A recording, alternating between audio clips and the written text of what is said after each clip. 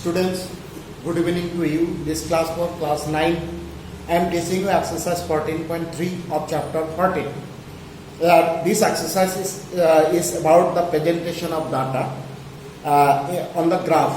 And you know that there are three types of graph: bar graph, then histogram, then frequency polygon. And question number 1 of this exercise 14.3 I have started, I have finished.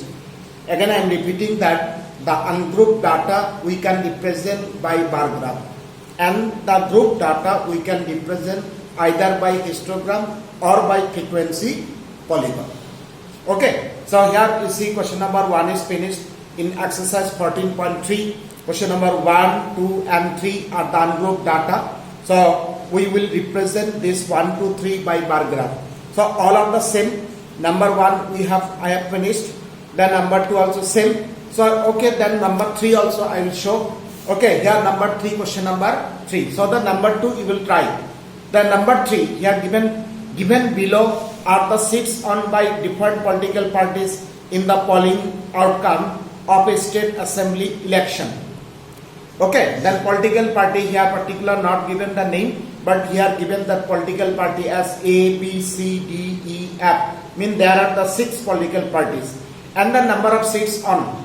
Then by political party A 75, B 55, C 37, D 29, E 10 and F is 37. These are the number of seats on by the different political parties. Then here given draw a bar graph to represent the polling results. Here it is mentioned draw a bar graph. But if it is not mentioned, suppose it's given represent the above data on the graph, then we have to draw the bar graph. And number 2, one short question is given: which political party on the maximum number of seats? Here from the given data it is clear that the political party A have on the maximum number of seats, it is 75. So then we'll draw the graph. Here you see, here I have drawn already some part of this graph. You know that the main data will draw the on x-axis. Here political party, you see, you have to mention the data political party on the x-axis, and that political party A. Here first some part is open space, is called the open space, means gap. Then it is the political party, then it is gap, then political party B, then gap, then C. So between 2 bar there should be a gap, and the size of each gap should be same, and size of each bar is same. That is the basic rule. When you will draw the bar graph, these rules we have to remember. And here you see that seats on, mean number of seats on. Here I have supposed that the 10 smallest square is 10 unit. Okay, so up to 80, because here maximum data is 75. So you will choose that unit according to the data. Okay, whatever that easy unit you will choose, it is depend on you. So then let us plot, then let us draw the bar graph. So A is given that 75. Here I just will show the figure. In exam you will draw in the graph paper by you will use the scale and pencil, so you can draw the accurate figure. So 75 is middle. 75. So you can write the title on the top of the bar. So it is 75. The next one is 55. So gap, then 55. It is 55. 55. The next one is 37. Then gap, then 37. It is around this here. 37. Then 37. Then next is 29. Is 29.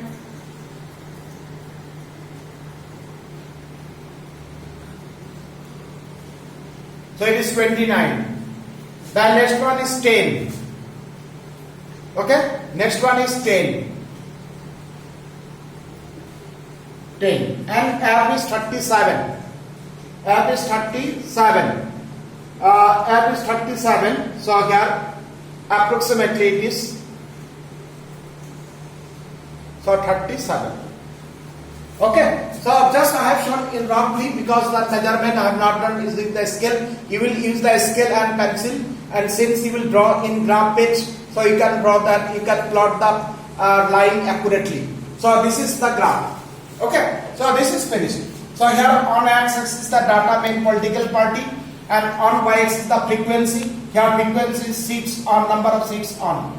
Is that clear? So that formality here, this part and this part we have to write it. The x-axis, the center, and the y-axis. So this is finished. Is that clear?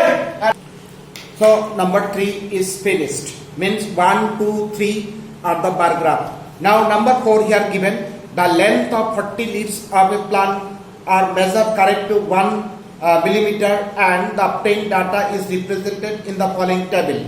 They are given, draw a histogram to represent the given data, and other some type of question, extra small questions are there.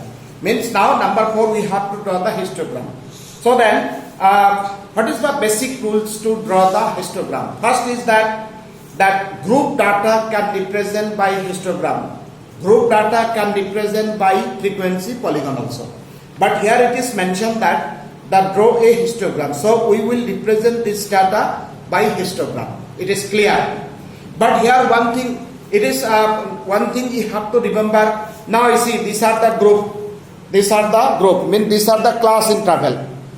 But here the class interval, you see, if I show in the class interval here, class interval 1182, 126. Again, this is 127 to 135. These are clearly discontinuous class interval. Okay, discontinuous class interval. So when you will draw the histogram, that group or class interval should be continuous class interval. These things you have to remember. So we cannot draw of this class interval the histogram. So that this class interval, these are the discontinuous class interval. But we have changed to continuous class interval. In the form of class boundary, here I have written the class boundary. How we have to make it continuous?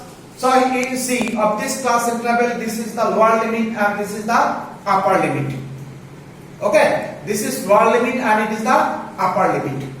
Then from lower limit, the 0.5 will be decreased. Here 118, then here 117.5. And the upper limit will be increased by 0.5. This is the process. Lower limit will be decreased by 0.5. Upper limit will be increased by 0.5. So now next one, see 127. So 126.5. Upper limit increased by 5. So the class interval we have changed to continuous class interval. That number of leaves will not be changed anything. That will be remain same. Is that clear? So this is the basic rule to draw the histogram. If class interval continuous, then we can plot directly on the graph and we can draw the histogram directly. If class interval is continuous, but if not continuous, we have to make it continuous in the form of class boundary. Is that clear? So table, that we have one extra table we have made it since that class interval is not continuous. Now you see the table part is complete. Now that how to draw. Now here see that open space, we know here no gap is there. All the bar will be adjacent to each other. Here no gap histogram because it is continuously. Okay, so that here all the bar are adjacent. Here we have select the unit that 1, 2, 3, 4 up to 12. Here the data are small, that 5 small square we suppose 1. So that way also we can select the unit. Now we'll draw. So that number 1, 3. So here directly 3. So 3. Next one 5. Increase it to 5. We can increase also. We can decrease also. And the size of, you can say it is the bar or you can say it is the rectangle also. So it is 3. Then it is 5. The next one 9. Next one 9. Then next one 12. That maximum one. Maximum one is 12. Then 5. Then it is 5. 5. Then next one is 4. Then is 4. It is 4. Then next one is 2. Next one is 2. It is 2. So you can write the title on the top of the rectangular bar. Is that clear? So it is the figure is completed. Very easy. So the data on the x-axis and the frequency on the y-axis, and select the unit easily.